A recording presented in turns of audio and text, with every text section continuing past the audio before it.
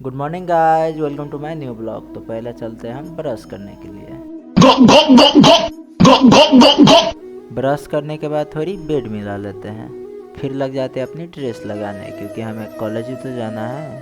Dress लगाने के बाद थोड़ी अपनी हेयर स्टाइल मिला लेते हैं। तो फ्रेंड्स, ये हमारा फ्रेंड है। हम अभी जा रहे हैं खाना खाने के लिए। आज वेडनेसडे था तो खाना तो अच्छी ही बनी थी, तो फिर लग जाते हैं अपना खाना खाने के लिए। खाना तो हमने खा लिया था, तो फिर चल देते हैं अपनी क्लास की तरफ। हम आ जाते हैं अपने फिर क्लास में। तो क्लास में आने के बाद देखते हैं तो मेरा दोस्त अपनी बंदी का वीडियो देख रहा था। तो फिर थोड़ी देर के बाद हमारा क्लास भी स्टार्ट हो जाता है।